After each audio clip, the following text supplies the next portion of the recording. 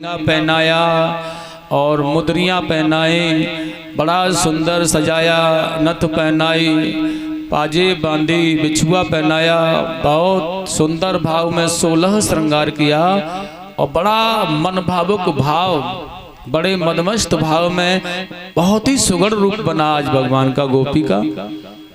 और ले जा रहे हैं साहब, और बड़े सुंदर भाव में जा रहे हैं भगवान। राधा जी पहरा देती थी, जैसे निकल के जा रहे थे ना, रोक लिया, अरे ओ रुको, कौन है आप? पार्वती जी ने कह दिया जाने दो, मत रोक हुए ना, बेचारी बड़ी परेशान है, बड़ी मजबूर है, या मेरी दूर की सहेली है। मैया ने कहा इनकी चाल ढाल तो थोड़ी बदली सी लग रही है, मर्दों की जैसी चाल ढाल लग रही है इनकी। मैया ने कह दिया है सुनो, चाल ढाल इसलिए मर्दों के जैसी लग रही है क्योंकि ये मर्दों के जैसा ही काम करती हैं। हाँ, खेत में हल चलाती हैं, भैंसों को चारा चुगाती हैं, कार्य करती हैं, मर्दों के जैसा काम करती हैं, इसलिए चाल भी मर्दों की जैसी हो गई, इसमें क्या है। अब राधा जी ने कहा हाँ ठीक है, बड़ी बेबस है बेचारी है, हाँ बहुत ज्यादा, पति भांग धतूरा खा करके पड़ा रहता है, काम कौन करे, बच्चों को पालना है ना, तो बेचारी मेहनत करती है। अरे बाप रे, बहुत मेहनत करती हैं। आज मन किया था, बहुत वर्षों में मेरे पास आई थी घूमने, मेरी सहेली है ये, इसलिए मैं लेवा लाई हूं साथ में। जाने दो, चले गई। लंबा सा घूंघट चढ़ा रखा है भोले बाबा ने, बड़ी चालाकी से निकल करके आ गई हैं। बहुत सी गोपियों के बीच में बैठ गए, अलग नहीं, बीच में बैठे हैं, कैसे भी पता नहीं चले कैसे। लेकिन कन्हैया ने आज बड़ा स्पष्ट किया है साहब, अरे ओ सुनो सभी, आज तो मेरी बहुत लाडली गोपी आई है भैया, और सुनो आज तो मैं अपना सारा स्नेह, सारा दुलार, सारा प्रेम है ना, वह सब उसी को देना चाहता हूं। बहुत ही दुलारी है, मेरे रंग रंग में समाई हुई है वह, और बहुत लाडली और बहुत प्यारी है वो गोपी। अब गोपियां देख रही हैं, इतनी सुंदर कौन सी लाडली गोपी जो आज पहली बार आई है, कहां से आई है, ये कौन है। और भोले बाबा कह रहे हैं पार्वती से कौन है या लाडली गोपी इनकी कुछ जानती हो। मैया ने कहा हमें कुछ नहीं पता, तुम जानो और ये जाने, हमें कोई पता नहीं है। अब भोले बाबा ने कहा ऐसा तो नहीं है, बड़े जादूगर है या लाडली गोपी हमें ही कह रहे हो, ऐसा नहीं हो जाए कहीं। मैया ने कहा लंबा घूंघट चढ़ा लो और नीचे की ओर ही झांक करके बैठे रहो, देखो ही मत तुम इनकी ओर, और ये मानेंगे नहीं देख लिया तुम। और नीचे गर्दन झुकाए पड़े हैं बेचारे, और चुंदरी को नीचे और खींच लिया है। लेकिन भगवान कृष्ण धीरे से ना घूमते हुए सारी गोपियों से कह दिया आज तो उन्हीं के साथ में महाराज होगा और हमारा नृत्य होगा, और बाकी तुम सबको तो देखना है बस, इतना सुंदर नृत्य करते हैं जिसका जवाब नहीं है।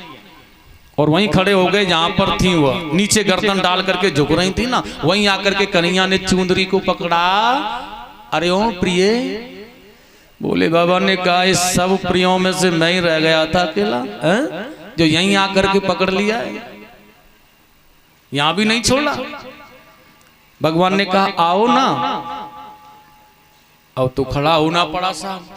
अब जब खड़ी हुई ना तो वाकई में बहुत ही सुगढ़ रूप था। गोपियां रूप को देख करके सौंदर्य का बखान तो कर रही हैं, कितना सुंदर रूप है, कितना सुंदर है। और क्यों ना हो, भगवान के लिए कोई गोपी बन करके आया है, तो रूप तो सुंदर होगा ही ना, बहुत ही प्रिय रूप। अब यह नित्य भी इतना प्रिय कर देना जितना प्रिय यह रूप है इसका, तो आनंद आ जाए। भगवान ने कहा हम मुरली वादन करेंगे और आप नृत्य करोगी। भगवान ने नार को हिला दिया ऐसे करके, हाँ चक्कर में फंस गए तो करेंगे तो है ही, लेकिन आए तो देखने थे, लेकिन यह हमें क्या पता कि करना पड़ेगा है? और महाराज अब भगवान ने मुरली को उठा करके वादन करना प्रारंभ किया, बड़ा मधुर मधुर मधुर मधुर मुरली वादन हो रहा है, और भगवान भोलेनाथ बड़ा प्यारा प्यारा नृत्य कर रहे हैं आज, बहुत ही प्यारा नृत्य। और देखिए पार्वती जी भी देख करके ना बलैया लेती हैं, लजा जाती हैं, वाह प्रभु आनंद कर दिया, मेरा धन्य हो गया, सौभाग्य हो गया, और इतना सुंदर मीठा नृत्य आप कर लेते हो, कभी नहीं पता चला हमें तो, और आप आते नहीं यहाँ तो पता भी कैसे चलता है। बहुत आनंद ले रही हैं गोपियां, लेकिन भगवान भी वह मीठे मीठे स्वरों में खो रहे हैं, कुछ अच्छा सा हो और कुछ अच्छा सा लगे ना तो उसके भाव में विभोर हो जाता है। व्यक्ति, भगवान कृष्ण भी उसी भाव में वो खो गए। और जब उस भाव में खो गए हैं तो भोले बाबा को भी नित्य करते करते कुछ आलिंगन नहीं रहा, ध्यान ही नहीं रहा कि मैं यहाँ गोपी बन करके आया, और वो भी भूल गए। महाराज अब जब भूल गए तो ऐसा लग रहा है कि कन्हैया के प्यार में मदमस्त हो गया है और आज तांडव नृत्य चल रहा है। अब वह धीरे धीरे जो नृत्य का प्रदर्शन था ना वो बड़ा बड़ा आकार लेने लगा, और वह धीरे धीरे ना इतना जोर से नृत्य करना प्रारंभ किया और वह नृत्य का आलिंगन नृत्य में तांडव नृत्य बन गया है। कभी ऐसे हाथ फेंक देते हैं, कभी इधर फेंक जाते हैं, 2 हाथ 4 इधर चले गए, 2 हाथ 4 इधर, और कभी छलांग लगाते हैं, कभी नीचे कूद जाते हैं, चुंदरी निकल गई, वह जूड़ा था ना खुल गया बेचारा, और जब खुल गया तो जटा बिखरने लगी, बिछुआ मुदरियां व बाजूबंद गलेबंद जो भी थे ना सब निकलने लगे। अब तांडव नृत्य जब हो तो वह श्रृंगार क्या करेगा, सब निकल गया, बिखर गया सारा।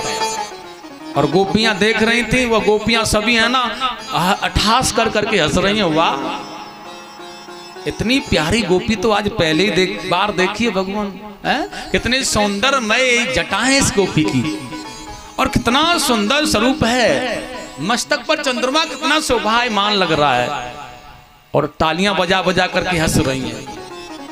लेकिन जब तालियों की गड़गड़ाहट गूंजी, भगवान ने देखा यह क्या हो रहा है, मुरली वादन करना बंद किया, और भैया मुरली बंद भी हो गई, लेकिन उनका तांडव नृत्य ना बड़ा देर से बंद हो पाया क्योंकि स्पीड ज्यादा हो गई थी।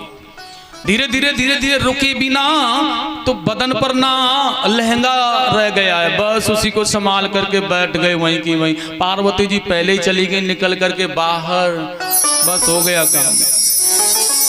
मैंने पहले ही कहा था मत जाओ मत जाओ मत जाओ, नहीं माने ये। अब बेचारी बाहर आ गई और भगवान बैठ गए वहीं की वहीं। अब देख रहे हैं मैया को नाराज होंगी, कहा था कि मत जाओ, आ गए माने नहीं, और हमने तो खेल ही बिगाड़ दिया हैं। अब देख रहे हैं इधर उधर, और मैया इशारा कर रही हैं, फिर भी बैठ गए हो, भाग करके नहीं आए यहाँ से, हैं? बैठ गए हो फिर भी, अरे आ जाओ ना, हाथ का झाला दे रही है मैया। और भगवान कह रहे हैं नहीं नहीं अब नहीं आना, क्योंकि गोपी बनकर तो कन्हैया के लिए आया था मैं, और यह गोपी ना कन्हैया से प्रेम करती है, इसलिए मैं ब्रज में ही कन्हैया के साथ रहूंगा, अब नहीं जाना है। और वहीं भगवान रह गए। ठाकुर जी ने उन्हें गोपेश्वर महादेव के नाम से जानाया। आज भी भगवान वृंदावन में गोपेश्वर महादेव के नाम से जाने जाते हैं। माता पार्वती बाहर दरवाजे पर हैं और भगवान भीतर हैं। आज भी कह रही हैं चलो अभी भी चलो, लेकिन वो कह रहे हैं ना ना, मैं तो गोपी बनकर कन्हैया के लिए आया हूँ, कान्हा के लिए यहीं रहूंगा, इनकी गोपी बनकर के मैं तो बस इन्हीं में रमा हुआ। बड़ा सुंदर भाव है। प्रेम से आप भी बोलेंगे गोपेश्वर महादेव की, आनंद कंद भगवान की जय जय श्री राधे। ऐसा सुंदर भगवान ने नित्य आलिंगन बहुत आनंदमय रास गोपियों के साथ किया और सबके मनोरथ को पूर्ण किया है महाराज। आगे भगवान लीला कर रहे हैं ब्रज में, देखिएगा। कंस का भेजा हुआ व्योमासुर नाम का दैत्य आया जिसको भगवान ने मार डाला, और उसके बाद केसी नाम के दाने को और अरिष्टकासुर नामक को दैत्य का भगवान ने ब्रज में वध किया है। जब सारे कंस के भेजे हुए महारथियों का, बलवान योद्धाओं का भगवान ने वध कर दिया है, तो यह अकेला पड़ गया है कंस। लेकिन नारद जी नारायण नारायण करते हुए कंस के दरबार में गए और कहने लगे कैसे हो। कंस ने आसन दिया नारद जी को, हाँ बढ़िया हूं मैं। नारद जी ने कहा कुछ मन तुम्हारा अच्छा नहीं लग रहा है मुझे। नारद जी ने कहा मैं तुम्हारा हितैषी हूँ राजन, बता दो कोई बात हो तो। कंस कहने लगा महाराज क्या बताऊं, मैं बहुत परेशान हूँ। क्यों? क्योंकि मैं जिसे भी भेजता हूँ ना ये कृष्ण बलराम उसे मार देते हैं, मैं बिल्कुल अकेला पड़ गया हूँ। मेरे सारे साथीगण महारथी वीर योद्धा बलवान दैत्यों को मार दिया गया है, अब मैं बहुत अकेला हूँ, बहुत परेशान हूँ, अब कोई उपाय बता दो आप।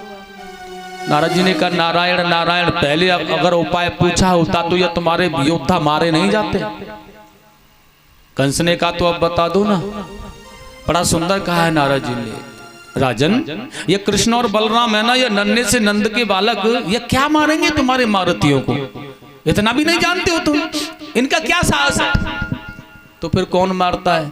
नारद जी ने कहा मुझे तो ऐसा लग रहा है कुछ दाल में काला है, बहाना तो इनका हो जाता है, मारने वाला कोई और ही है शायद। कंस ने कहा नहीं नहीं, यही मारते हैं, इन्होंने ही मारा है। नारद जी ने कहा अगर इन्होंने ही मारा है तो फिर एक काम कर लो, दूध का दूध पानी का पानी हो जाएगा। तुम इनको यहां बुलाओ मथुरा में और अपने पहलवानों के द्वारा मरवाने का प्रयास करो, देखेंगे कि तुम्हारे पहलवान इन्हें मार देते हैं या ये तुम्हारे पहलवानों को मार देते हैं। और सुनो, तुम भी तो बलवान हो, तुम्हारे पहलवान भी तो बलवान हैं। अपने यहाँ बुला करके शत्रु को मारने में जो आनंद है ना, वो वहां नहीं। वहां न जाने क्या होता है, कैसे होता है। अरे उसके घर पर जा रहे हो, अपने घर पर बुला करके मारो ना। और सुनो, आसानी से मार डालोगे तुम उन्हें, वो बच्चे हैं। मुझे ऐसा लगता है यह देवता लोग ना चालाकी से यह कार्य कर रहे होते हैं, और तुम्हारे सामने देवताओं की चालाकी चलने वाली नहीं है, इसलिए तुम उन्हें मार सकते हो। नारद जी ने आज कंस की बुद्धि को इस प्रकार से भर दिया है कि अब विनाश काले विपरीत बुद्धि बिल्कुल बदल गई। सही कहते हो। और देखिए, अक्रूर जी को यह काम सौंपा है, तुम्हें वृंदावन जाना है ब्रज में, और वहां नंद को यह न्योता देकर के आना है कि हम एक बहुत बड़ी सभा यज्ञ आयोजन कर रहे हैं, उत्सव चल रहा है मथुरा में। उसके लिए पहले तो कर पहुंचाओ आप लोग, पहलवानों के लिए दही दूध माखन। और सुनो, उस यज्ञ महोत्सव में अब की बार अपने पुत्र कृष्णा और बलराम को भी साथ में लेकर के आओ। हम देखना चाहते हैं कि वह कैसे लगते हैं देखने में, और हम उनसे मिलना चाहते हैं, क्योंकि आगे जो कारोबार चलना है उनके साथ चलना है हमारा। नंदराज जी तुम बूढ़े हो गए हो, इसलिए अपने बच्चों को यहाँ पर लेकर के आए, ऐसा अक्रूर जी को कहा। आप संदेश दो जाकर के नंद को। अब तो महाराज नंद बाबा के यहाँ अक्रूर जी को संदेश मिला कंस के द्वारा, चल।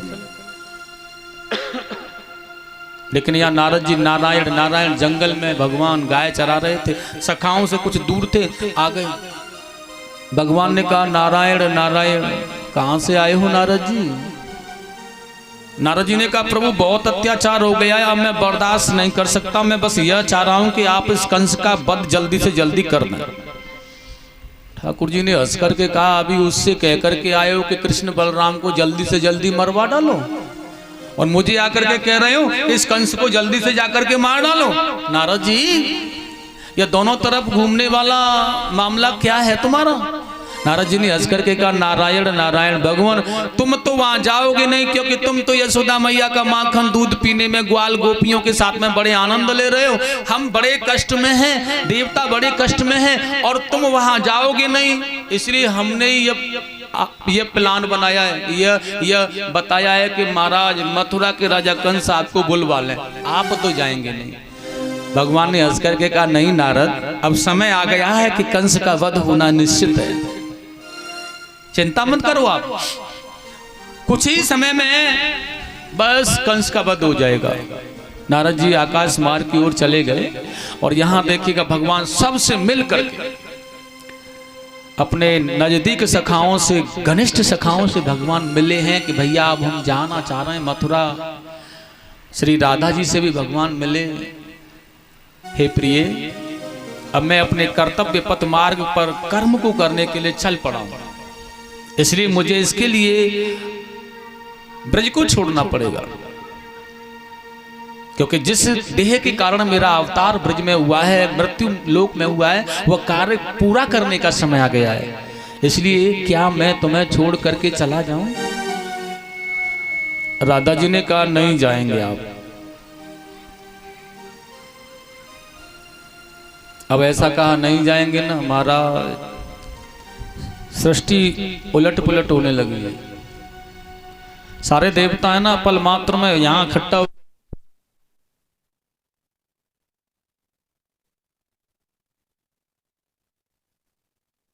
वृंदावन बिहारी लाल की, बड़ा सुंदर भाव है। ब्रह्मा सहित सारे देवी देवता है ना यहाँ इकट्ठा होकर के मैया की प्रार्थना कर रहे हैं, हे जगत जननी, हे जगत का पालन करने वाली माँ, आप यह क्या कह रही हैं? आप भगवान को कैसे रोक सकती हैं? ये जगत कल्याण के लिए अवतार लिया है इन्होंने, और आप इन्हें यहीं रोक लेंगी तो फिर यह अपने कर्तव्य पथ मार्ग को पूरा कैसे करेंगे जिसके लिए अवतार लिया है इन्होंने? यह पापी, यह दैत्य। लेकिन थोड़ी देर के लिए यह मौन हो गई हैं, और जब किसी वाक्य को दोहराया जाए और वह मौन हो जाए ना तो बड़ा डर सा रहता है कि यह क्या कहेगा, कोई पता नहीं, बड़ा डर लग रहा है इनको। लेकिन चारों तरफ से देखिए, जब इन्हें घेर लिया गया आकाश मार्ग में, सारे देवी देवता त्राहिमाम कर रहे हैं ना, तो मैया ने धीरे से राधिका जी ने बड़े प्रेम से कहा, ठीक है तो चले जाओ कृष्ण। बड़ा भाव है, वैसे तो कृष्ण ही राधा और राधा ही कृष्ण है, लेकिन कह दिया जाओ, चले जाओ, अपना कार्य जिसको करने के लिए आए हो वह करो। और देखिएगा भगवान भी चले आए, और जब वहां से आ गए ना, यहाँ इस सरोवर के किनारे पर पड़ी हुई हैं यह राधिका जी भगवान कृष्ण के वियोगमय भाव में, और कन्हैया चले आए बड़े प्रेम से। और देखिए यहाँ आज रात्रि का समय जब हुआ है, संध्या वंदन था, संध्या समय ही वह आ चुके थे अक्रूर जी, उनका बहुत अच्छा ख्याल रखा था, भोजन इत्यादि से निवृत्त कराया, वसुदेव प्रीति से सत्कार किया है, महाराज कंस ने भेजा, इसलिए नंद बाबा ने बहुत सेवा की। कृष्ण बलराम ने अक्रूर चाचा आए हैं ऐसा बहुत सुंदर अनुवादन किया उनका, और चरणों में पढ़ करके आज उनको प्रणाम किया, गले से लगाया उठा करके अक्रूर जी ने। वाह, बहुत सुंदर बालक है, बहुत अच्छे संस्कार हैं इनके अंदर, बहुत ही दिव्य हैं ये। लेकिन अब भोजन हो गया, कुशल पूछ ली, सब कुछ ठीक हो गया, अब बात वह आ गई, नंदराज जी से कहा जा रहा है, सुनो महाराज कंस ने आपके लिए संदेश भेजा है, आपको मथुरा जाना है, कर देने के लिए घी, दूध, दही आदि माखन, और सुनो अब की बार इस उत्सव है ना, आपको अपने पुत्र कृष्ण और बलराम को भी लेकर के जाना है। और सुनो ऐसा भी कहा है महाराज कंस ने, अगर आप अपने पुत्रों को वहां लेकर नहीं गए ना तो मथुरा से बैर बना लोगे आप, और फिर यह अच्छा नहीं होगा आपकी सेहत के लिए, आपके ब्रजवासियों के लिए भी अच्छा नहीं होगा। महाराज कंस नाराज हो गए तो कुछ भी कर सकते हैं, इसलिए अपने बच्चों को, अपने बालकों को ले जाना ही है वहां, वो देखना चाहते हैं। लेकिन नंद बाबा तो भगवत प्रीति कर चुके थे, इसलिए उन्होंने तो जान लिया था कि ये कौन है, उन्हें डर नहीं है, बिल्कुल कदापि भय नहीं है उन्हें। भगवान श्याम सुंदर ने देखा है मुझे अब मथुरा जाना है, लेकिन मथुरा जाने से रोकने वाला केवल एक ही है इस ब्रज में मुझे, जो कि प्रेम रूपी बेड़ियां मेरे पैरों में डाल सकता है और मुझे जाने से रोक सकता है, और वह मथुरा जाने से रोकने वाली कौन है? यशोदा मैया। इसलिए ठाकुर जी ने देर नहीं की है, मैया यशोदा के पास में आ गए, और मैया की गोद में आकर के बैठ करके ठोड़ी में हाथ डाल करके बड़े प्रेम से कह रहे हैं, अरे ओ मैया ठीक है ना तू? मैया ने कहा हाँ लाला तो मैं बिल्कुल ठीक हूं, लेकिन तू इतनी चुपड़ी चुपड़ी बातें क्यों कर रहा है, क्या बात है, क्या चाहता मुझे? लेकिन भगवान ने बड़े प्यार से कहा है, मैया हाँ मैंने सुना है नंदू बाबा मथुरा जा रहे हैं, और सुनो मैंने यह भी सुना है कि मेरे सखा भी जा रहे हैं, और सुनो मथुरा से कोई दूत आया है, वो हमें भी बुला करके ले जाना चाहता है, बहुत बड़ा उत्सव और मेला लग रहा है मथुरा में। मैया मेरा मन है कि मैं अब बड़ा हो गया हूं, मथुरा नगर को देख करके आऊं, इसलिए मैया तू मुझे मथुरा के लिए जाने के लिए मना मत कर देना, इसलिए तेरे पास में आया हूं, बता मना तो नहीं करेगी ना? यशोदा मैया ने कहा सुन तू पूछने आ गया ना तो अच्छा है, प्रातःकाल तेरे सारे साथी चले जाते और तू रह जाता, क्योंकि मैं तुझे मथुरा नहीं जाने दूंगी, ध्यान रखना। और कन्हैया आगे से ना कभी मुझसे तू मथुरा जाने की बात मत करना, क्योंकि मथुरा का राजा कंस है ना, वह बहुत क्रूर है, मैं तुझे मथुरा जाने के लिए अनुमति नहीं दे सकती। भगवान ने कहा नंद बाबा ने तो कह दिया है ना, और बाबा ने कह दिया है तो आप चले जाने तो क्या परेशानी मुझे। यशोदा मैया ने कहा तेरे बाबा तो बहुत भोले भाले हैं, कोई भी कुछ कह देता है ना तो मान जाते हैं, लेकिन मैं तुझे मथुरा नहीं जाने दूंगी कृष्ण, चाहे कुछ भी हो जाए, मर जाऊंगी, तुझे मथुरा जाने नहीं दूंगी। भगवान कन्हैया ने देखा बाप रे, यह तो मैया का तो बड़ा है और यह तो जाने नहीं देगी, बड़ा डर लग रहा है उन्हें, क्योंकि प्रेम तो शक्ति है ना, वो ऐश्वर्य शक्ति से भी बड़ी है। इसलिए भगवान ने कहा अब यह समय है मैया को किस प्रकार मनाया जाए, और ठाकुर जी मैया को मनाना चाहते हैं, किस भांति मनाना चाह रहे हैं देखिएगा। एकदम से ना रोना प्रारंभ कर दिया है साहब। देखिए एक मैया को मनाने के लिए परम ब्रह्म परमात्मा रो रहा है, यह होता है माँ का दुलार। मना कर दिया जाने के लिए, लेकिन रोने लगे, हाँ मेरी समझ में आ गया है। और देख मैया वैसी कोई बात नहीं है, लेकिन तू मुझे मथुरा क्यों नहीं जाने दे रही है ना, यह मेरी समझ में आ गया है। क्योंकि मैं तो वैसे ही समझता था यह ब्रजवासी यह ग्वाल बाल सखा कहते थे ना मुझे, मैं तो वैसे ही टाल देता था, मेरी समझ में जब नहीं आया, लेकिन मेरी समझ में अब आ गया है। यशोदा मैया ने कहा समझ में आ गया तेरी ने, अरे तू कहा समझ रहा है। और रोते हुए भगवान कहने लगे मैं समझ गया हूं कि मैं तेरा लाला नहीं हूं। और देख ये जो ब्रजवासी है ना मोकू कहे में, और वह कहे में देख तेरी मैया तो कहीं से लेके आई काले कलूटे, तेरी मैया कितनी सुंदर है और तू कितना काला है, बता कहाँ तेरी मैया और कहाँ तू तो यशोदा मैया का लाला है ही नहीं। आज मुझे पता चल रहा है हकीकत में मैया कि मैं तेरा लाला ही नहीं हूं, और इसलिए ना तू मुझे मथुरा जाने से रोक रही है।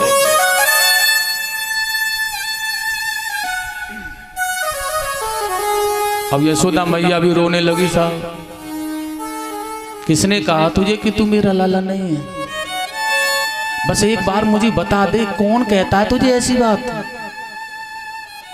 और अपने अंक में भर लिया कन्हैया को, और अंक में भर करके मैया रो रही है आज, नहीं पुत्र मुझे एक बार तू बता दे किसने कहा है। कन्हैया ने कहा नहीं बताऊंगा तो बिल्कुल नहीं, लेकिन मुझे बताए, मुझे कहते हैं सभी कि मैं यशोदा मैया का लाला नहीं हूं, और तेरा लाला होता ना तो कोई भी माँ नहीं चाहती अपने पुत्र को उत्सवों में जाने से, मेला में जाने से रोकती नहीं है। और एक बार के लिए पिता भी मना कर देता है ना तो मैया बड़ी दुलारी होती है, बड़ी प्यार करने वाली होती है, चुपके से भेज देती है, जल्दी आ जाना, कितना दुलार होता है। देख बेटा तेरे पिताजी है ना, उनके आने से पहले तू यहाँ लौट कर आ जाना, नहीं तो कलह हो जाएगी, और तू मुझे मना कर रही है।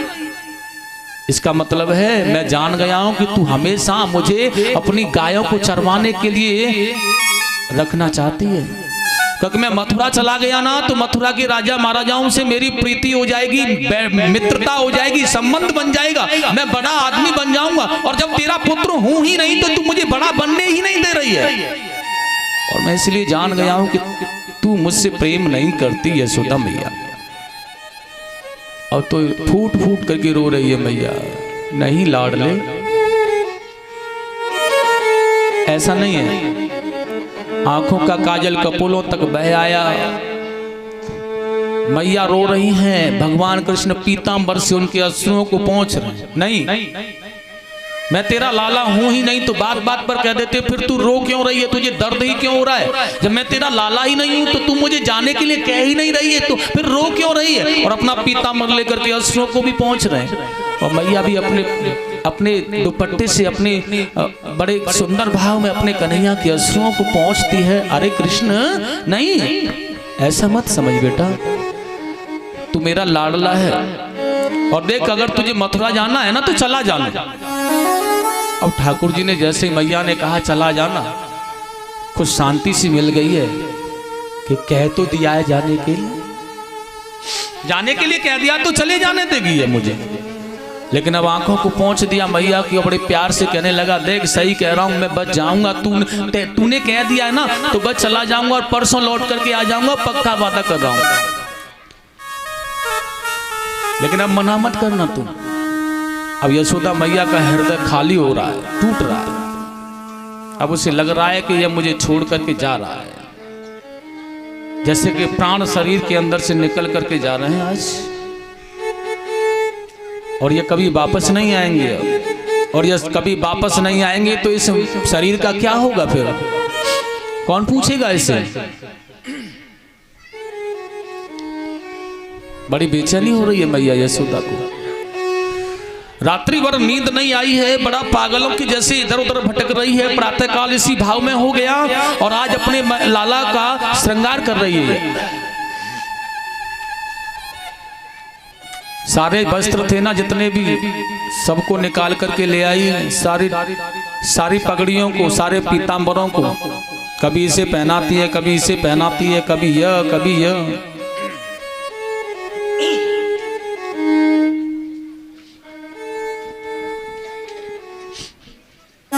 और प्रातःकाल सजा धजा करके आज बहुत सुंदर पीतांबर बांधा, पायल पहनाई, करधनी बांधी, मोरपंख बांधा, बांसुरी दे करके बलराम कृष्ण दोनों को तैयार किया, रथ में बैठाल दिया। अरुणोदय काल था, बहुत ही शीघ्र नंद बाबा पहले चले गए थे। आगे मिलने का वादा था, अक्रू जी का रथ था, बैठाल दिया, जाने लगा था। तो बहुत से लोगों को, बहुत सी गोपियाओं को तो पता ही नहीं चला था। आज पता चल रहा है, कोई किसी को कह रहा है, कोई किसी को कह रहा है, कोई किसी को कह रहा है, एक दूसरे से सुन सुन करके भाग भाग करके आ रही हैं आज। और रथ निकल गया कन्हैया का, और बड़े सुंदर भाव में आज गोपियों ने कहा है, विलाप कर रही है, खड़ी खड़ी पछाड़ खा करके गिर जाती हैं। अरे ओ कृष्ण, इतने बड़े निर्दयी हो गए कि जाते जाते एक बार भी नहीं पूछा, एक बार तो बता दिया होता आपने हमें। और रोकर के आज गोपियां विलाप करती हुई कह रही हैं, रथ मेरे काना को।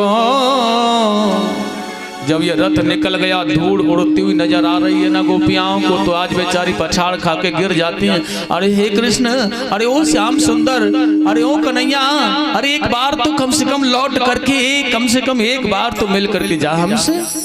लेकिन नहीं आ रहा है वो लौट करके, अब चला गया। सारे ब्रजवासी शमशान की भांति मृतक जैसे बने पड़े हैं। कोई किसी की वेदना पर मरहम लगाने वाला नहीं है, क्योंकि जो दुख सबको है वही दुख वहां प्रत्येक मैया यशोदा गोपी ग्वाल सखा सबको है। और आज रो करके कह रहे हैं अपने कन्हैया, रथ मेरे काना को अब निकल गयो है दूर, और धुंधलो ही धुंधलो चमके और उड़त धरा पे धूल। धुंधलो चमके और उड़त धरा पे धूल। मेरे काना को, मेरे काना को और निकल गयो है दूर, और धुंधलो ये धुंधलो चमके और उड़े धरा में धूल।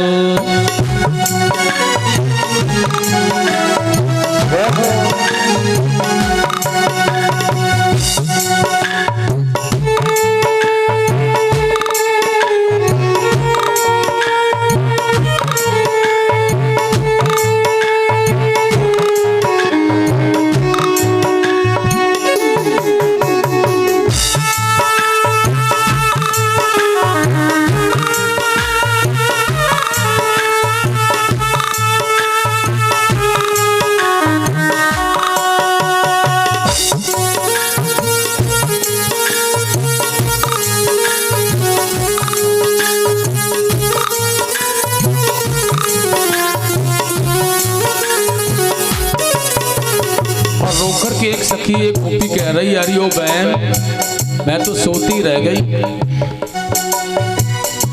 बैरेन बन गई मेरी नींदिया, भूल गई मैं तो काजर बिंदिया। बैरेन बन गई मेरी नींदिया, भूल गई मैं काजर बिंदिया।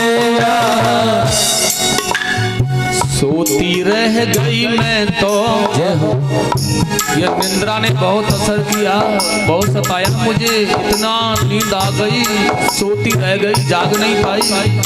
सोती रह गई मैं तो मुंह में निकलो ना सहूर, धुंधलो चमके और उड़त धरा पे दूर।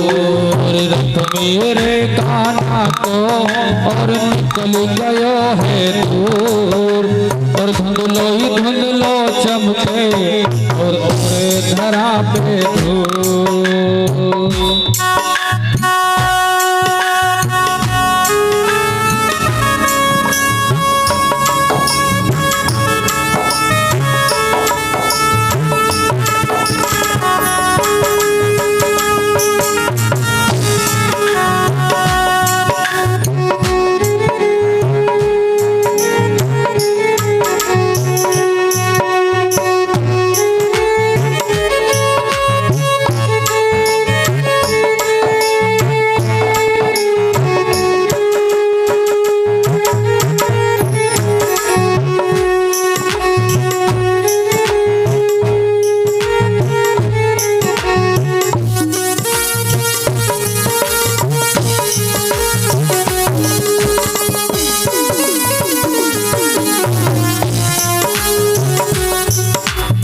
और एक गोपी कह रही है, अरे ओ बहन क्या करूं, कैसे जाऊं उनके पास में, कैसे लौटाऊं उन्हें मैं।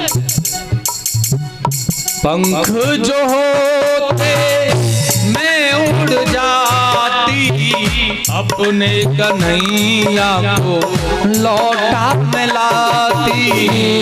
पंख जो होते मैं उड़ जाती, अपने कन्हैया को लौटा के मिलाती। वो निर्दयी तो चला गया छोड़ करके, लेकिन क्या करूं, कैसे जाऊं उसके पास, उसका रथ तो निकल गया है। और रो करके कह रही है, हे सखी पंख जो होते मैं उड़ जाती, अपने कन्हैया को लौटा में लाती। अपने कन्हैया को लौटा में लाती। लेकिन वो पंख भी तो नहीं है निर्दयी मेरे पास। और बड़ा सुंदर कह रही, आई है खड़ी खड़ी में रह गई, खड़ी खड़ी में रह गई, मेरे आंखों पर से नीर, धुंधलो चमके और उड़ती धरा पे दूर। मेरे कान्हा को और निकल गयो है दूर, और धुंधलो चमके और उड़े धरा पे दूर। धुंधलो चमके और उड़े धरा पे दूर। छोड़ के न जा सामने, छोड़ के न जा सामने, मेरे नैना अब रोते बाबरे, मेरे नैना अब रोते बाबरे। सामने सामने सामने सामने, मेरे नैना अब रोते बाबरे, मेरे नैना अब रोते बाबरे।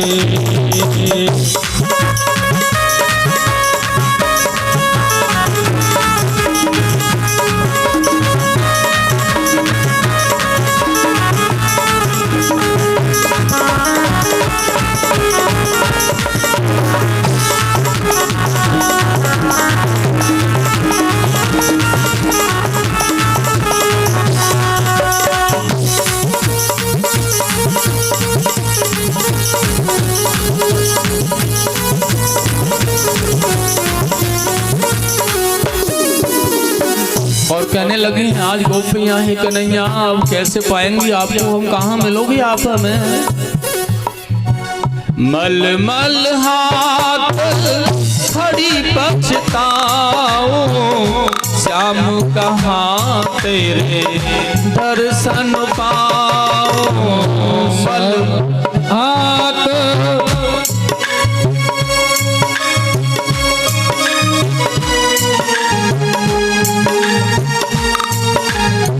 मलमल हाथ खड़ी पछताओ, श्याम कहाँ तेरे दर्शन पाओ।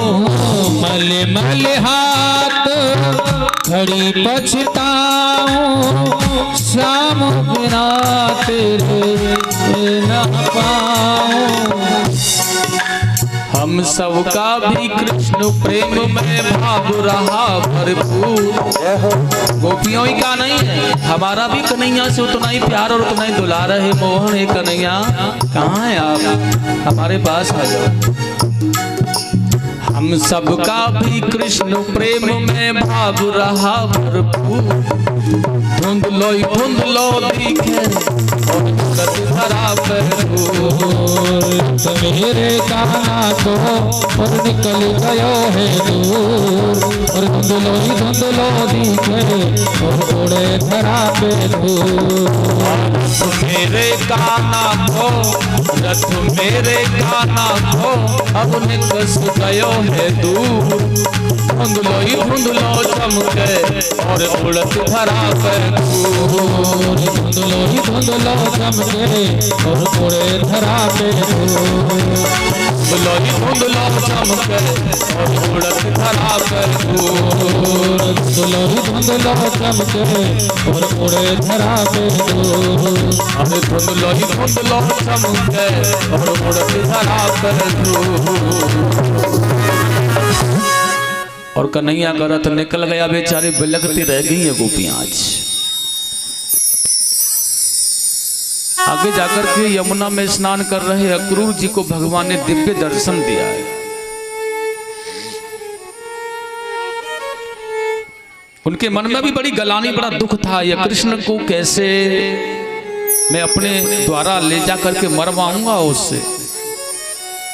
नीचे डुबकी लगाते हैं यमुना में तो कृष्ण चमकते हैं, ऊपर रक्त पर देखते हैं तो कृष्ण दिखते हैं, जहां भी देखते हैं वहीं कृष्ण दिखते हैं।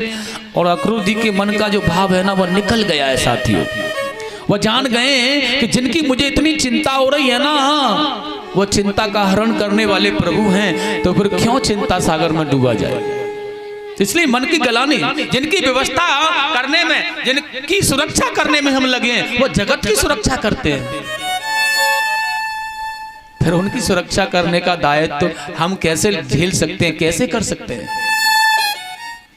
मथुरा पहुंच गए, आगे नंद बाबा मिल गए थे। मथुरा में पहुंचे, कंस की द्वारा बड़ी सुंदर रहने की व्यवस्था दी गई, बड़ा सुंदर रह रहे हैं। नंद बाबा से कहा भगवान कन्हैया जी ने, बाबा मैं मथुरा नगर को घूम करके देख लेता हूं एक बार। नंद बाबा ने मना किया, नहीं लाला, यह हमारा नगर नहीं है, यह कंचन नगरी है मथुरा। नहीं बाबा, मैं किसी से कुछ भी नहीं कहूंगा। निकल करके साथियों के साथ यमुना के किनारे भ्रमण कर रहे तो एक रजक नाम का कंस का सेवक वस्त्र धो रहा था। भगवान ने उन वस्त्रों की चाहना की ग्वाल वालों के सहित, तो उसने वहां भगवान को मारने की अनुमति सेवकों को प्रदान की। पकड़ लो इसे, मार डालो, यही है वो पापी कंस महाराज को मारने वाला। लेकिन भगवान ने आज इसका वध किया, यहाँ उद्धार किया इसका, गोविंदाय नमो नमः, और उसे मुक्ति प्रदान कर दी। आगे वो वस्त्रों को ले लिया, पहन लिया, लेकिन यह ग्वाल वाल ऐसे वस्त्रों को पहनना कैसे जाने बेचारे। नीचे का ऊपर, ऊपर का नीचे पहन कर जा रहे हैं तो कुछ अच्छा नहीं लग रहा है। तो आगे द्रोण नाम के दर्जी ने उन वस्त्रों को काट छांट करके अच्छा बनाकर उन्हें पहनाया। उस पर कृपा की भगवान ने। उसके बाद सुदामा नाम का जो माली है, भगवान जाकर उनसे मिले हैं तो दिव्य हार उन्होंने पहनाए हैं और बड़ा सुंदर अपने आप को आनंदमय किया है उसने। और क्यों ना हो, भगवान का दर्शन जैसे हो जाए ना, वह तो आनंद भी आनंदमय हो जाता है।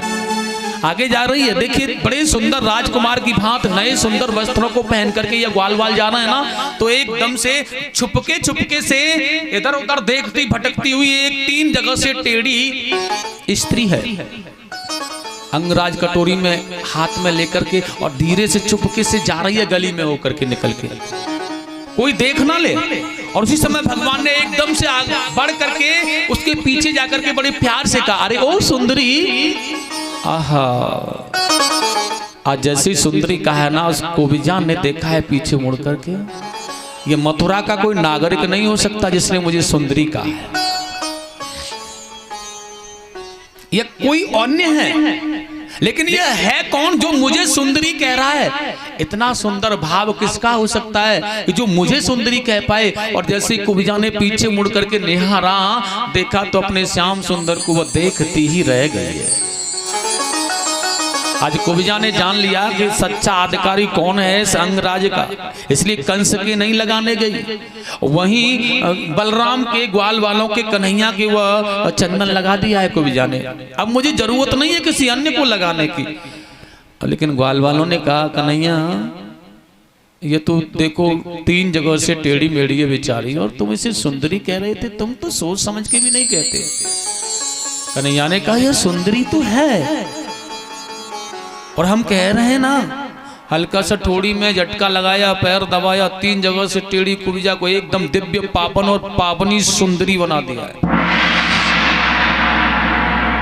और जब सुंदरी बना दिया ना, तो आज भगवान का हाथ पकड़कर वह कह रही हैं, चलो प्रभु हमारे यहाँ।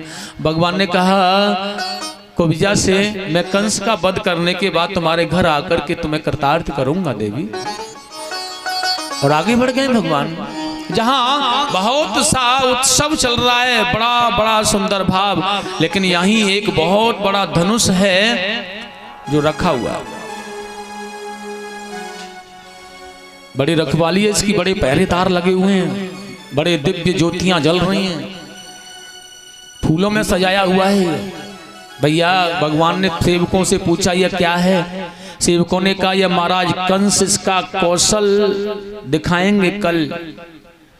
पहलवान अपना अपना कौशल दिखाएंगे, इसका भी कौशल होगा, क्योंकि इसकी प्रत्यंचा केवल कंस महाराज के अलावा कोई नहीं चढ़ा पाता है। पूरा बल लगाना पड़ता है, दुनिया में कोई ऐसा नहीं है जो इसकी प्रत्यंचा को चढ़ाए। ठाकुर जी ने कहा, तो इतना बड़ा धनुष है ये, इतना? हाँ। भगवान ने कहा सेवकों से, भैया इसे हम देख लें, क्या यह वाकई में महाराज कंस का कोई बनावटी भेष तो नहीं है इसमें? छू करके तो देख लेना। सेवकों ने हंस करके कहा, बनावटी भेष बता रहे हो, वाल वालो तुम क्या जानो, इसलिए जाओ देख लो छू कर। और जैसे छुआ भगवान ने ना, जैसे राम जी ने उस धनुष को पकड़ा था, एकदम से बिजली सी कड़की धमाका सा हुआ, टूट गया। और ऐसे इसका हाल हुआ है, भगवान कृष्ण के छूते ही धनुष टूट गया है, और देखिए 2 टुकड़ों में है। अब तो सेवकों ने कहा, पकड़ लो इसे, मार डालो, या तो वही कृष्ण है। महाराज के पास सूचना पहुंचा दी। अब जब प्रत्यंचा में खींचने पर वह धनुष टूट गया ना, तो पसीना पसीना हो गया है यह कंस, क्योंकि इसे वरदान भी मिला था उस धनुष के साथ में कि जब जिस दिन यह धनुष खंडित हो जाएगा, इसकी प्रत्यंचा चढ़ाने वाला और तोड़ने वाला कोई और होगा और टूट जाएगा, उसी दिन तेरी मृत्यु नजदीक आ जाएगी। और साथियों, यह रात्रि भर बड़ा बेचैन है। प्रातः यहाँ पर यह भगवान चले गए हैं, रात्रि विश्राम कर रहे हैं, और यहाँ कंस पहरेदारों से, पहलवानों से बड़ा परामर्श ले रहा है। महावत को बुलाया, कुवलिया पीढ़ हाथी को रात्रि भर मदरा पिलाओ, प्रातःकाल प्रथम दरवाजे पर लगाओ। नंद बाबा को पहले बुला लो, और सुनो, चारुण मुष्टि को बता दिया, ये जैसे ही मल्लशाला में आए पकड़ करके मार डालो इन्हें, पूछने की कोई जरूरत नहीं है। और देखिए प्रातःकाल हुआ है, मल्लशाला में कंस का दरबार लगा है, सभी बड़े बड़े मल्ल हैं, और यहाँ भगवान नंद बाबा पहले चले गए, ठाकुर जी अपने ग्वाल वालों के साथ में जा रहे हैं। कुवलिया पीढ़ हाथी को भगवान ने मुक्ति प्रदान की है। और देखिएगा उसके बाद मल्लशाला में पहुंचे तो यहाँ जिसने भी एक बार देखा है ना, वो देखता ही रह जाता है। अनेक प्रकार के रसों का वर्णन स्वामी सुखदेव जी महाराज ने यहाँ पर किया है। और देखिएगा बड़ा सुंदर है, मल्लों को भगवान कृष्ण वज्र की समान लग रहे हैं। मल्ला नाम शनि नृणाम नटवरः स्त्री नाम स्मरो मूर्ति मानव। और गोपों को वो अपने के जैसे लग रहे हैं, जनसाधारण को उत्तम मानव दिखाई दे रहे हैं, श्रीमंतियों को साक्षात कामदेव के जैसे लग रहे हैं। राजाओं को उनमें महाराजाओं की प्रीति हो रही है, माताओं को अपने पुत्र के रूप में लग रहे हैं, कंस को यमराज के रूप में दर्शन दे रहे हैं, अज्ञानियों को अपूर्ण लग रहे हैं, योगियों को परम ब्रह्म लग रहे हैं, और वृष्णवंशियों को अपने इष्ट देवता के रूप में दर्शन दे रहे हैं। और उसके बाद में तो जो जैसे भाव में भगवान को देख रहा है ना, जैसा भाव है उनके प्रति, उसी भाव में भगवान उन्हें दर्शन दे रहे हैं। बड़े सुंदर जाकी रही भावना जैसी, प्रभु मूरत देखी तन तैसी। जैसी भावना है, जैसा भाव है, वैसे ही मैं भगवान को वह देख रहे हैं, निहार रहे हैं।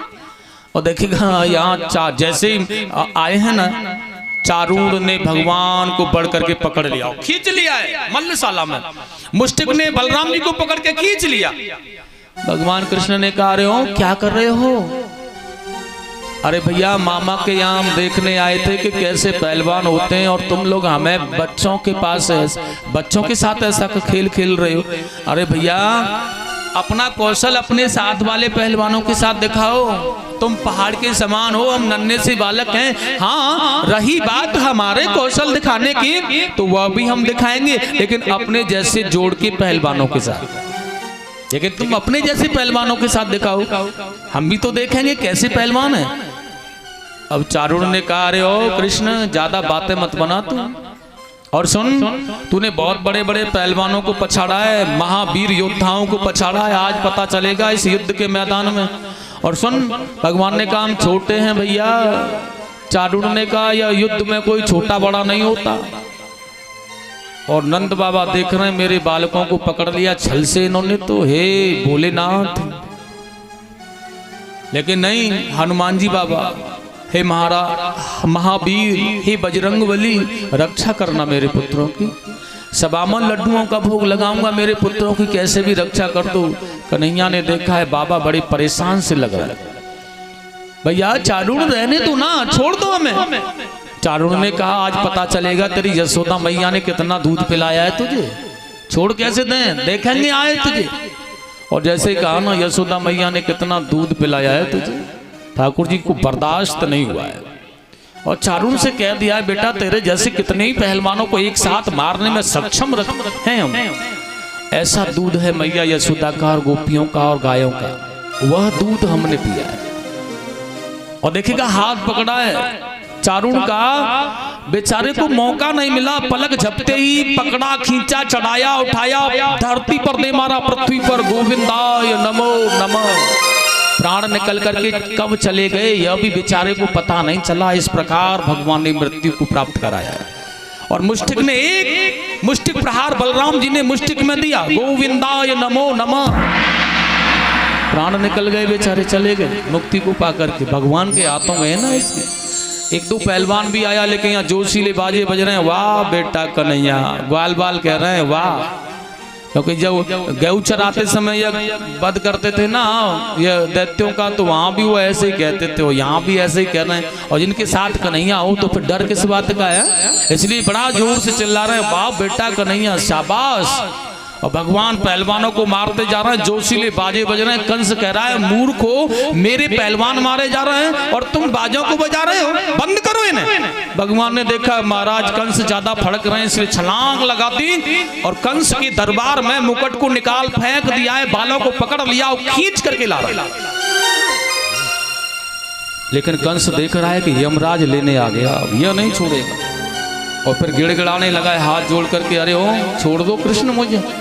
अरे भैया मैं तेरा मामा हूं, तू मेरा भांजा है, बता भांजा मामा को मारेगा भला? छोड़ दे, रहने दे, जैसा तू कहेगा वैसा ही करूंगा, और जैसे जैसे तू कहता जाएगा वैसे वैसे करता जाऊंगा, बस तू मुझे छोड़ दे। कन्हैया ने कहा, आज याद आ गया है भांजा अपना तुम्हें मामा सरी। लेकिन सुनो मामा, अगर मैं आपका भांजा हूं और मेरा और आपका रिश्ता होता ना, तो मैं कब का छोड़ देता, आपको नहीं मारता। लेकिन मारने वाला मैं नहीं, कोई और है। और वह कौन है पता है?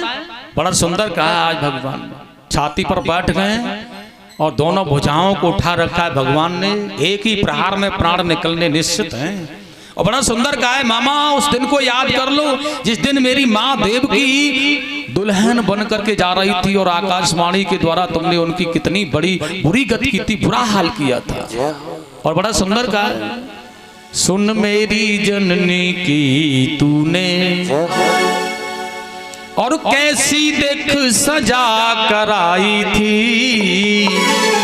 मेरी माता देवकी के लिए तूने बहुत बहुत कष्ट पाया है उन्होंने, और देख कैसी सजा कराई थी, और पकड़ा था रथ से बाल पकड़।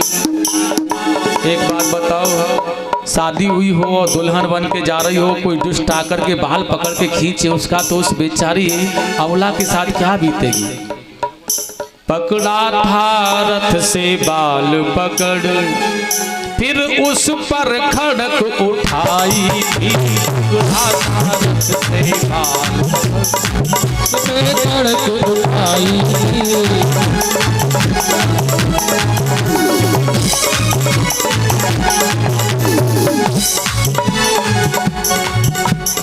पकड़ा था रथ से बाल पकड़, खींचा था रथ से बाल पकड़, फिर उस पर खड़क उठाई थी। फिर उस पर खड़क उठाई थी, फिर उस पर खड़क उठाई थी। मामा तुमने बहुत अन्याय किया है मेरी मैया के साथ, मेरे पिताजी के साथ, अब नहीं छोड़ सकता। और मैं नहीं, उस देव की अपनी बहन देवकी को याद करो, क्योंकि आकाशवाणी ने क्या कहा था मामा श्री, याद करो। क्योंकि उन बालों को खींचने का बदला कोई और नहीं, उन बालों का बदला तुमसे, उन बालों का बदला तुमसे। जिन बालों को पकड़कर तुमने खींचा, उन्हीं बालों का बदला लेने कौन आया है। उन बालों का बदला तुमसे लेता है बाल देवकी का, लेता है बाल देवकी का, लेता है बाल देवकी का। बालों को खींचा देवकी के, और बाल भी ले रहा है बदला देवकी का, ध्यान रखना।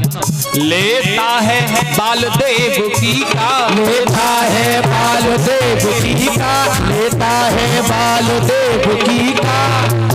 उस नवबाड़ी की अष्टध्वनि, उस नवबाड़ी की अष्टध्वनि। और याद कर ब्रह्मा की आकाशवाणी ने क्या कहा था। उस नवबाड़ी की अष्टध्वनि, उस नवबाड़ी की अष्टध्वनि है अष्टमलाल देवकी का, है अष्टमलाल देवकी का, है अष्टमलाल देवकी का, है अष्टमलाल देवकी का। तू कुछ भी नहीं कर पाया, तेरा साम्राज्य, तेरा कारागृह, सब कुछ तेरा, लेकिन मैं वही देवकी का 8वां काल हूँ, 8वां पुत्र हूँ, तेरा काल, तू कुछ नहीं कर पाया मामा। और ऐसा कहकर के छाती में प्रहार किया, और जैसे छाती में प्रहार किया, प्राण निकल करके चले गए। मुंह फटा का फटा गोविंदाय नमो। कंस को मरने के बाद में भगवान तुरंत भागते हुए सीधा कारागृह में गए। उग्रसेन अपने जो नाना थे उनके बंधनों को खोल करके उनको साथ में लेकर के माता पिता देव की वसुदेव की बंधनों को खुलवाया है, और बड़े प्रेमास्पद भाव से अपने माता पिताओं से आज भगवान मिले। कि माँ मैया किस भाव में कन्हैया से मिल रही होगी, या तो एक माँ ही बता सकती। कितना दुलार है। माता पिताओं ने कहा है पुत्र हम बहुत हतभागे हैं, जीवन में हमारे जैसा कोई माता पिता नहीं होगा, क्योंकि तुम्हें हमने अपने से दूर रखा केवल कंस के भय के कारण। लेकिन ठाकुर जी ने भी कहा है मैया सामर्थ्यवान होने के बाद भी मैंने तुम्हें बहुत कष्ट दिया, बहुत कष्ट दिया। मैं चाहता तो कंस को उसी पल मार सकता था जिस दिन जिस समय तुम्हारा पुत्र बन करके आया था, लेकिन व्यवस्था में मैंने मेरे द्वारा तुम्हें बहुत कष्ट मिला है मैया। अगर आप मुझे क्षमा कर सके तो कर देना माँ। उनके छोड़ कर्म कराए, बड़ा सुंदर स्नान कराया, वस्त्र आभूषण पहनाए, उग्रसेन महाराज को राजा बनाया मथुरा का, और जय जयकार होने लगी कन्हैया की। आज कृष्ण राज्य आ गया है मथुरा में, बड़ा सुंदर भाव है। कृष्ण बलदेव की जय। सुखदेव जी स्वामी ने कहा है भगवान कृष्ण युवराज बना दिए गए, उग्रसेन महाराज हैं। और देखो बड़ी सुंदर बात यह है कि आज भगवान कृष्ण अपने पिता वसुदेव जी के साथ में मिल करके अपने सखाओं को भेंट दे रहे हैं, और नंद बाबा से कह रहे हैं बाबा आप लौट करके इन सखाओं को लेकर के ब्रज में चले जाओ। बूढ़े नंद बाबा की आंखों में अश्रु भरा हुआ है। कन्हैया तुम नहीं चलोगे क्या? भगवान कह रहे हैं हाँ चलता तो जरूर, लेकिन मैंने मथुरा के महाराज कंस का वध किया है, इसलिए सारी व्यवस्था को थोड़ा सुचारू रूप से देखना पड़ेगा। और बाबा मैं सब कुछ ठीक करने के बाद मैं आ जाऊंगा, तब तक इसलिए आपको भेज रहा हूं कि आप वहां जाकर के व्यवस्था को संभाल लें, क्योंकि परसों का कहा था मैंने और परसों बीतने वाली है। जाकर के बताना कि वो कन्हैया क्यों नहीं आ पा रहा है, आएगा। मैया यशोदा को समझाना। और बूढ़े भूले भाले नंद बाबा तो समझ गए बेचारे और लौट करके चले गए। लेकिन सुखदेव जी स्वामी ने कहा है आज भगवान कृष्ण के माता पिता वसुदेव और देवकी ने देखा है, हमसे दूर रहने के कारण हमारे पुत्रों की कोई शिक्षा नहीं हो पाई है। तो सबसे पहला धर्म बनता है माता पिता का अपने पुत्रों को शिक्षा प्रदान करना। इसलिए देखिएगा सांदीपन गुरु के यहाँ पर उज्जैन में स्थित आश्रम में भगवान कृष्ण और बलराम दोनों को शिक्षा के लिए भेज दिया गया। यहाँ सुदामा नाम के ब्राह्मण से मार्ग में इनकी भेंट हुई और मित्रता हुई, और वहां रह करके बड़े प्रेम से कुशल पूर्वक आज अपने मित्र गणों के साथ में गुरु माता की सेवा करते हुए, गुरुजनों की सेवा करते हुए भगवान ने 64 दिन में समस्त विद्याओं का अध्ययन कर लिया बलराम जी के साथ में। और आज गुरु माता को उनका मृतक पुत्र दक्षिणा में लाकर के यमराज से भगवान ने दिया है। और यह सब कुछ करने के बाद भगवान बड़े प्रेम से मथुरा में पुनः लौट करके आ गए हैं। और देखिए जब मथुरा में लौट करके आ गए तो सुखदेव स्वामी बड़ा सुंदर कह रहे हैं, राजा परीक्षित जिस दिन से गुरुकुल से भगवान मथुरा में लौट करके आए हैं ना, उसी दिन से केवल अपने कक्ष में रहते हैं, निकलते नहीं है। और बड़ा बेसुध सी रहते हैं, वह बड़ा कुछ खोए खोए से रहते हैं। माता देवकी के मन में आया है भाव, मेरा पुत्र जिस दिन से गुरुकुल से आया है ना, किसी से बात नहीं करता, मिलता नहीं है। आज भाव आया चलो मैं अपने हाथों से भोजन करा करके आती हूँ और कुछ पूछ करके आऊंगी अगर बता देगा तो। और भोजन की थाली सजा करके स्वयं मैया अपने लाला के लिए चली। और देखिएगा मार्ग में उसे ख्याल आया, नहीं यशोदा तो उसे माखन खिलाती होंगी रोटी के साथ, क्योंकि उनके यहाँ माखन बहुत होता है ना, इसलिए लौट करके आई और माखन का दधि मंथन किया, माखन निकाला और रख करके फिर चली। और आकर के कन्हैया को बड़े प्रेम से भोजन कराने लगी, रोटी पर माखन रख करके ताजा। और जैसे ही मुख में दिया ना, आज कन्हैया के आंखों में अश्रु बहने लगा और रोने लगे। और मैया ने पूछने की कोशिश भी की, लेकिन उन्हें कुछ बताया ही नहीं, बस रोए जा रहे। एक टूक केवल माखन का खाया रोटी के साथ, बस रोते ही जा रहे हैं, रोते जा रहे हैं, रोते जा रहे हैं। अश्रुपूरित नैनों से सारे पीताम्बर को भिगो दिया है और बस चुप नहीं हो रहे हैं। मैया देवकी के भी अश्रु बहने लगे, वह भाग करके कक्ष से निकल गई। नहीं देखा गया अपने पुत्र का रोना। और वसुदेव जी से कहा है अपने पुत्र को जाकर के समझाओ ना, कैसे क्यों परेशान है, वह क्या पीड़ा है इसे, क्या दुख है इसे, क्यों रो रहा है। आप कैसे पिता हैं कि अपने पुत्र को जाकर पूछते भी नहीं है कुछ। लेकिन वसुदेव जी ने कहा है देवी पुत्र तो मेरा है, लेकिन पाला नंद राय जी ने है इसे, और यह क्या चाहता है यह तो केवल नंद बाबा जानते होंगे ना, मैं क्या पूछूं। फिर भी आज उद्धव जी को बुलाया है और उद्धव जी को बुलाकर के कहा वसुदेव जी ने आप युवराज कृष्ण को जाकर पूछें, आप मथुरा के महामंत्री हैं उद्धव, और महामंत्री होने के साथ में आप कृष्ण के सखा भी हैं, इसलिए आपका दायित्व बनता है कि युवराज कृष्ण क्यों परेशान है या फिर आपके सखा आपके मित्र क्यों परेशान है। यह दायित्व है, आपकी जिम्मेदारी है, जाकर पूछो और बताओ क्या परेशानी, क्या कष्ट है मथुरा में, उन्हें क्यों रो रहे हैं वह। और उद्धव जी बड़े प्रेम से भगवान के पास आकर के बैठे आज, और आकर के बैठ करके नमन किया उन्हें। और नमन करते ही साथ में भगवान ने को बड़ा सुंदर कहा है, प्रभु इस मथुरा नगर में आपको कोई पीड़ा है क्या, कोई सता रहा है, कोई दुख है, कोई परेशानी है आपको। भगवान ने कहा नहीं उद्धव ऐसा तो नहीं है। तो फिर आप क्यों रो रहे हैं, आपकी आंखों में ये अश्रु क्यों भरे हुए हैं, आपको क्या चिंता सता रही है, क्या बात है। भगवान ने कहा उद्धव तो मेरे मित्र और सखा हो ना, हाँ, तो फिर मेरा एक काम कर दो तुम, क्या करना है? मुझे मेरी मैया यशोदा की याद आ रही है। और उद्धव मुझे मेरी मैया यशोदा ही नहीं, मेरे ब्रज मंडल की याद सता रही है मुझे आज। मैं उन्हें परसों का वादा करके आया हूं, भोले भाले बेचारे सभी मेरी बात का कहना मान गए और मुझे आ जाने दिया।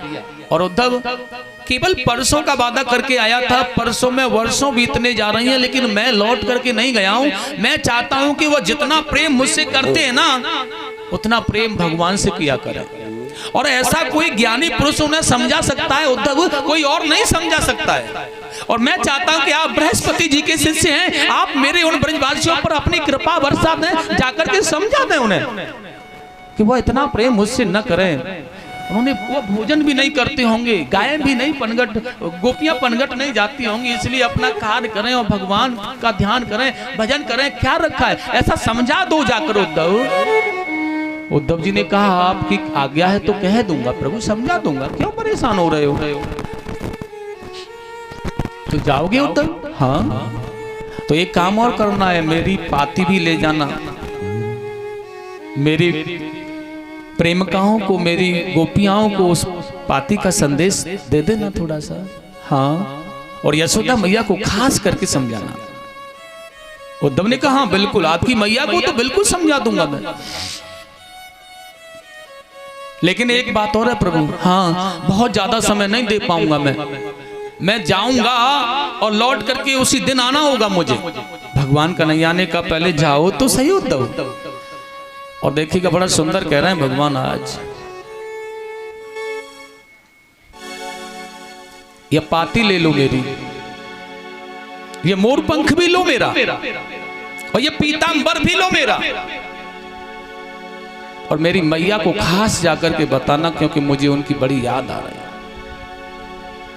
मैया की याद सताती मुझे, और मैं लिख कर के देता हूं